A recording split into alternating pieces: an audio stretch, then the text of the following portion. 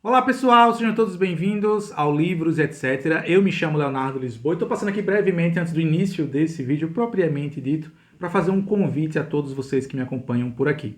Como anunciado há alguns dias e alguns que me acompanham aqui certamente já estão cientes, eu vou iniciar, na verdade iniciei durante todo esse mês de julho um webinário intitulado Ludwig von Mises, Vida e Obra. Para quem não sabe, Ludwig von Mises é esse senhorzinho aqui que nasceu em 29 de setembro de 1881, no que hoje consideramos a cidade da Ucrânia, e foi, na minha humilde opinião, o maior economista de todos os tempos e considerado por muitos, inclusive, um dos maiores pensadores do século XX. Ludwig von Mises foi professor, historiador, sociólogo, filósofo, professor de lógica, atuou inclusive no fronte de combate, que é justamente esse vídeo que vocês verão a seguir, que é um recorte da aula magna que foi ao ar nessa última sexta-feira às 9 horas da noite, e não apresentei a vida desse grandíssimo pensador. Nesse vídeo que vocês verão a seguir, eu vou compartilhar com vocês a experiência no fronte de combate da Primeira Guerra Mundial, quando o Ludwig von Mises, atuando como um tenente numa divisão de artilharia,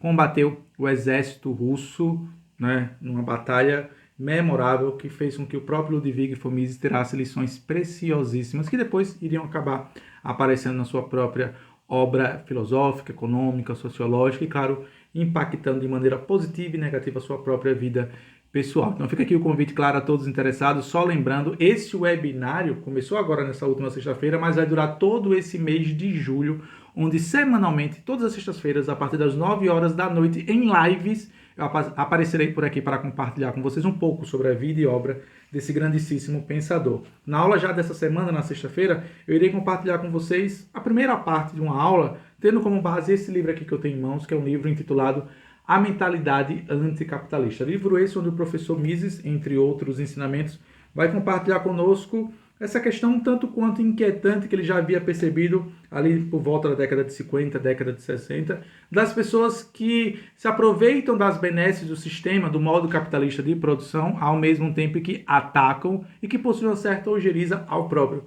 sistema capitalista de produção. A esse fenômeno ele denominou justamente a mentalidade anticapitalista. Então, se vocês quiserem, claro, se fazerem presentes nessa aula já dessa próxima semana, sexta-feira, às 9 horas da noite, continuem por aqui. Eu vou deixar na descrição desse vídeo tanto a aula magna completa sobre a vida do Ludwig von Mises, já que o que vocês verão agora é apenas um recorte sobre uma das passagens, ao meu ver, mais memoráveis do Ludwig von Mises, como também deixarei na descrição, claro, o link já para a aula seguinte, para a aula de número 2 desse webinar intitulado Ludwig von Mises, Vida e Obra. E assim encerro esse brevíssimo, ou não tão brevíssimo, aviso paroquial, convidando, claro, vocês a continuarem a assistirem esse vídeo adiante. Se gostar, por favor, considere deixar seu like, comentar, compartilhar e espalhar esse vídeo para que mais pessoas possam conhecer o Ludwig von Mises, matador de russo, ainda na Primeira Guerra Mundial. Então fiquem aí agora com o corte, nos vemos nos próximos vídeos. Até a próxima, meus queridos alunos. Tchau, tchau. Chegamos agora em agosto de 1914, e aqui talvez, ao meu ver, a parte mais sombria, por que não? Ou melhor dizendo, uma das partes mais sombrias da vida do Ludwig von Mises. Lembremos, 1914 inicia-se, ou melhor dizendo, aquilo que nós conhecemos hoje como a Primeira Guerra Mundial.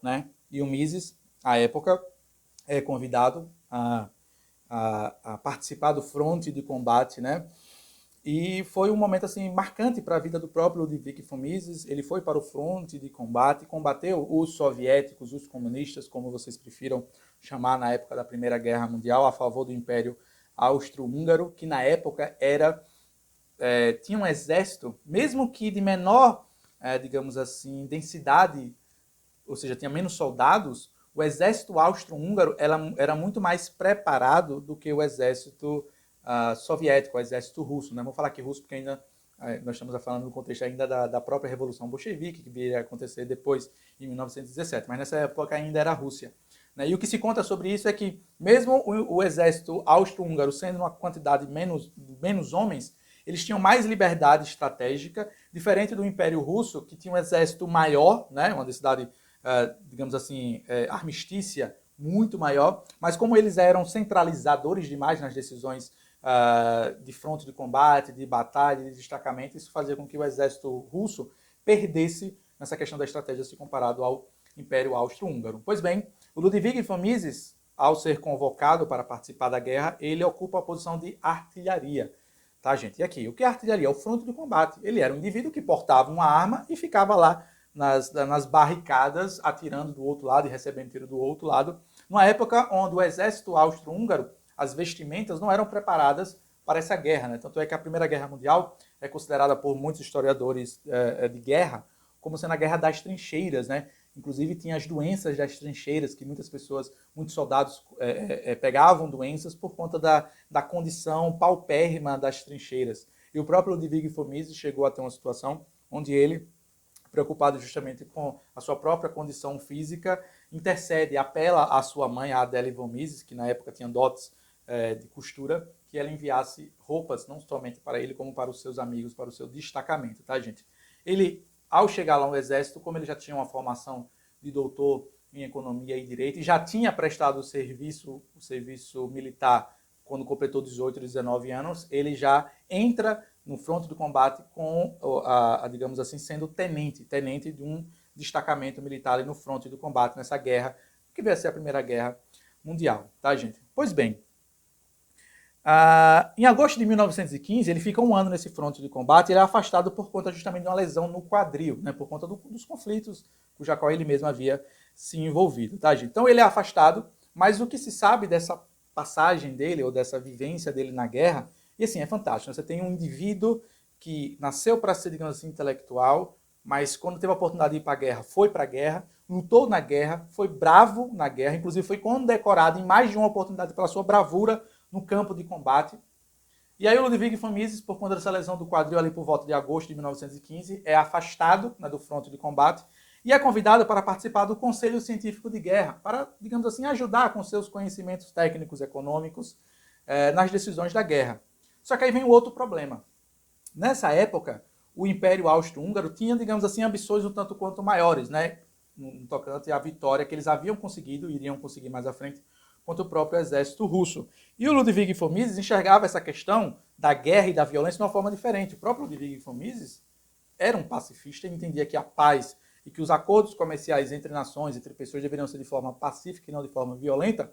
Começa, de certa forma, a desagradar os seus comandantes, os seus superiores. Ele sendo um tenente, ele começa a desagradar os seus superiores, porque ele fala aquilo que ele acha que tem que ser dito, aquilo que ele acha que é a verdade. Isso faz com que o Ludwig von Mises, pouquíssimos meses depois de vou colocar aqui entre aspas, tá? De se recuperar dessa lesão do quadril, é enviado novamente para a guerra, ao fronte de combate. Aí vocês podem se perguntar, será que isso foi uma retaliação por parte dos seus superiores? Bom, eu deixo isso aqui a critério de vocês para poder imaginar, né? O Ludwig von Mises lutou na guerra, matou muito comunista, matou muito soviético, foi condecorado por isso, lesão no quadril, depois quando começa a peitar os seus superiores, ele é enviado para o fronte de combate de novo, né? Só que, para a sorte dele, né, em 1915, 1916, que é quando justamente acontece a própria Revolução Bolchevique na Rússia, né, e o exército russo foi enfraquecido porque tinha essa luta interna lá da própria Revolução contra os comunistas, né, contra Lenin e toda aquela questão do Exército Branco, o Exército Vermelho, os próprios bolcheviques. Isso, de certa forma, enfraqueceu ainda mais o próprio exército russo, fazendo com que o Império Austro-Húngaro chegasse a vencer, né? Quando o Império Austro-Húngaro vence da Rússia, vocês acham que terminou a fase de guerra do Ludwig von Mises? Não. O Império Austro-Húngaro manda Ludwig von Mises e agora para o fronte na Itália. E lá ele passa mais alguns anos, mais um ano para ser exato a vocês, um ano exatamente. Só que a situação já era um pouco mais calma, já estava um pouco mais branda. E é lá justamente onde ele consegue ser condecorado de tenente. Ele ascende na patente armistícia, na patente no exército, para capitão. É isso ali por volta de dezembro de 2017, né? E é convidado, inclusive, depois a participar do próprio Ministério da Guerra. As dores nos quadris do Ludwig von Mises, que já haviam começado lá em 1915, 2 anos antes, retornam, agora mais forte ainda, e finalmente o imperador, na época, decide retirar o Ludwig von Mises do campo de combate e, de certa forma, agradecer pela sua contribuição, concedendo a ele o título de professor extraordinários, isso em 1918. Um título esse que, à época, era, digamos assim, um título nobre, né? Um título muito, digamos assim, aguardado e ansiado por vários professores, mas que não tinha nenhuma remuneração, ele não recebia nenhum valor por isso.